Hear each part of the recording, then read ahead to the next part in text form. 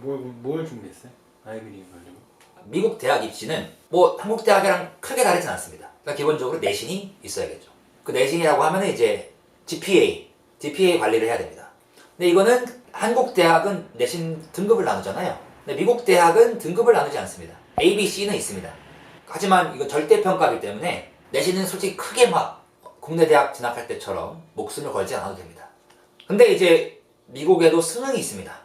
이것도 마찬가지로 한국 수능만큼 빡세진 않아요. 왜냐면 1년에 한 번 있고 막 한꺼번에 여러 개 봐야 되고 이런 건 아니기 때문에 1년에 한 3-4번 있습니다.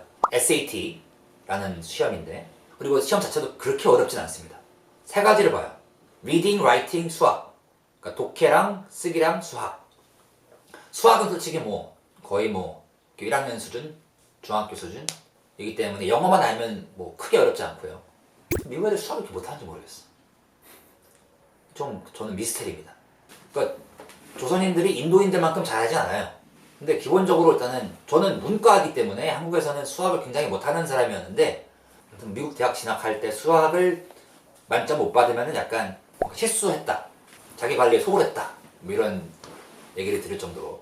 근데 이제 리딩 라이팅은 점수가 잘 나오기 쉽지 않습니다. 정말 영어를 잘해야지. 이제 특히 독해 같은 리딩 같은 경우에는 완전 그 읽는 능력이 빨라야 되기 때문에 단어도 엄청 많이 알아야 되고, 그냥 미국의 수능이니까 미국에서 나고 자란 애들이 고등학교까지 공부 잘한다고 하는 애들이 만점 받기도 쉽지 않은 그런 수준이기 때문에 이제 거기가 가장 높은 산이라고 보시면 되겠습니다. 쓰기 같은 경우에는 뭐 문법 문제가 많아서 어느 정도 하다 보면은 충분히 만점 받을 수 있습니다.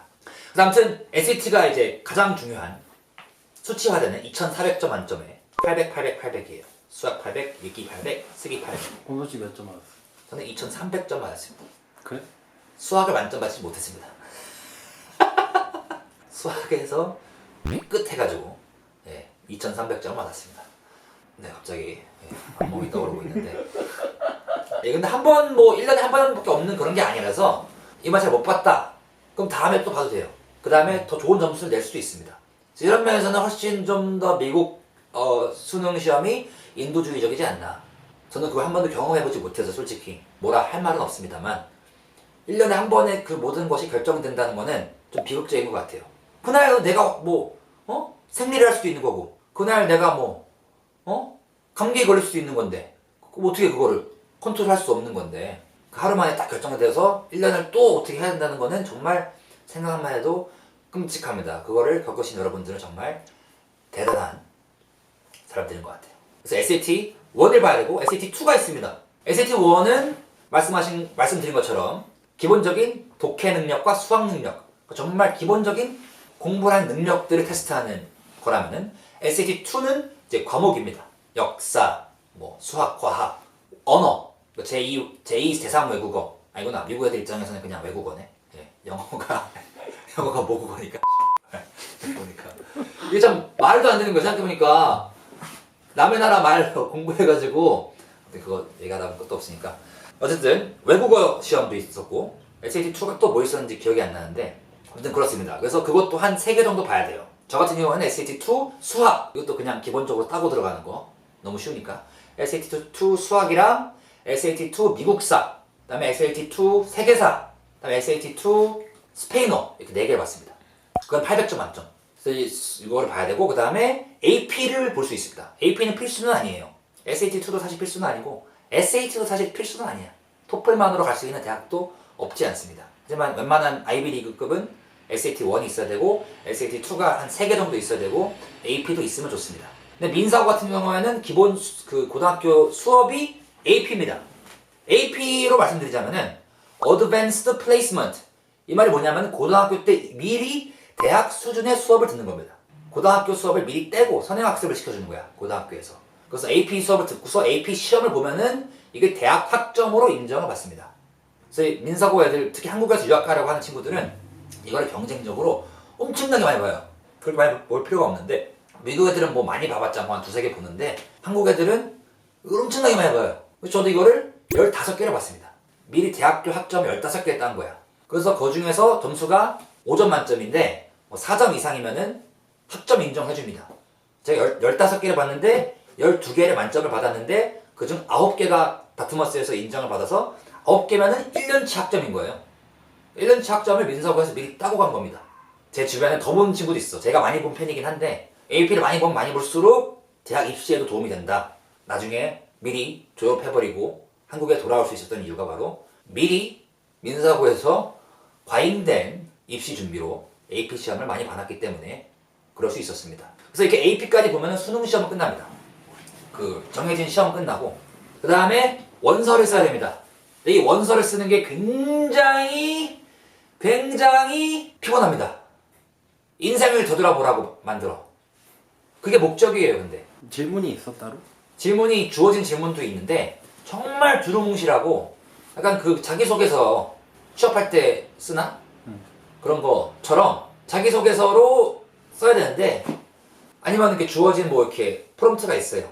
그 주제가 있어요. 근데 그것도 굉장히 그냥 애매모호해서 아무거나 쓸 수 있는 그런 주제를 씁니다. 약간 프랑스의 그 바칼로레아 맞나요? 바칼로레아 그런 거는 좀 철학적인 질문을 하잖아요. 미국은 그런 거 없습니다. 미국은 그냥 정말 그냥 애매한 거 기억도 안 나네 진짜 뭐가 있었는지 막. 아무튼 뭐 자기소개서를 하나 써야 됩니다. 퍼스널 스테이트먼트를 하나 써야 돼요. 그게 이제 굉장히 어렵습니다. 그게 글이 길지 않은 글인데 거기에서 자기의 모든 그 수치로 표현할 수 없는 모든 것을 보여줘야 되기 때문에 거기에 어떤 주제를 골라서 쓰는 자체가 일단 나를 보여주는 거예요. 그래서 그거를 쓰면서 굉장히 많은 인생에 대한 고민과 상담을 받게 되고 뭐 내가 이 학교에 왜 가고 싶나 이런 것들을 되돌아보게 되는데 그때는 굉장히 그게 막 고난과도 같았어요.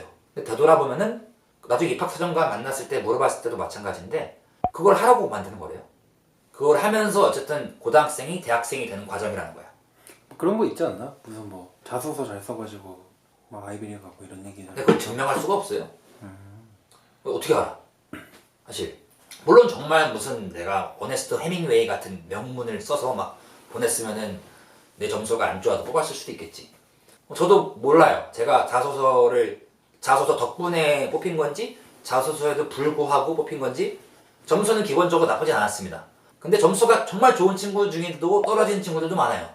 그러니까 그거는 자기가 그냥 나중에 판단하기 나름인 거지 객관적으로 뭐 공개되는 진실은 없습니다.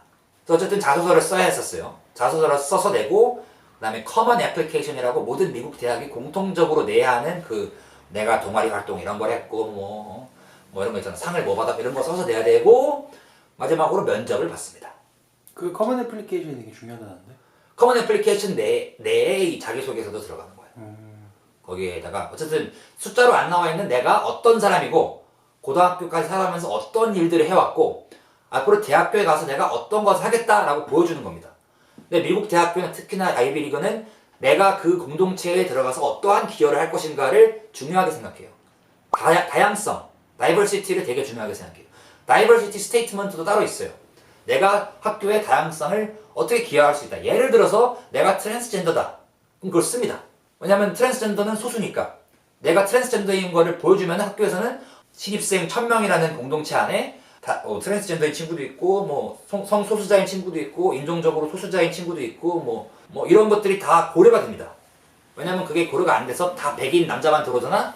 그러면 이제 학교가 까이니까. 그래서 그런 것들을 많이 쓰는 경우들이 있는데 동양인은 오히려 쓰면 불리해요. 동양인들 중에서 공부 잘하는 애들이 너무 많아서 동양인이라는 거는 사실 오히려 마이너스 효과가 됩니다. 소수인종임에도 불구하고 요새는 또 그렇게 됐어. 어쨌든 그런 것들을 쓰는 것이 이제 커먼 앱이라고 보시면 돼요. 나의 인간적인 면모를 보여주는. 이게 아무래도 20세기 넘어오면서 이 학교 내 커뮤니티의 다양성에 대한 고민이 굉장히 중요해졌을 것 같아요. 저도 돌이켜보면은 다트머스 다니면서 정말 다양한 친구들과 다양한 배경과 다양한 사상을 가진 친구들과 같이 살았다는 게 수업 안에서 배웠던 것들보다 더 큰 가치가 있었던 것 같아요. 근데 그게 가능했던 거는 애초에 뽑을 때 애들을 그렇게 뽑아놓는 거야. 다양한 풀이 생기게. 그래서 정말 이런 친구들도 있다. 저기 가면은 완전 다른 친구들이 있어서 거기서 나를 스스로 거울 삼아 되돌아볼 수 있고 내가 갖고 있는 편견들도 많이 깨지고 그게 굉장히 중요했던 과정이었던 것 같습니다. 그래서 커먼 앱에서 중요한 거는 나는 이러한 사람이기 때문에 이 대학에서 내가 이러한 그 기여를 할 수 있다. 공동체에. 그 그 수업 외적인 부분에서 이런 걸 할 수 있다는 걸 보여주는 거. 저는 기본적으로 음악하는 사람이다. 라는 걸 적어서 보냈어요. 나는 동양인인데 특이하게도 너네가 본 동양인들 학생 중에 밴드 하는 사람이 있었니? 이런 느낌이었던 거지.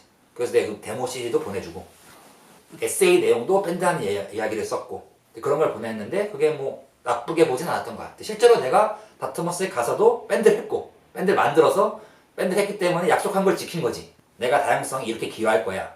가서 라디오 DJ도 하고 뭐 이렇게 했으니까. 그렇게까지가 이제 아이브리그 진학 과정입니다.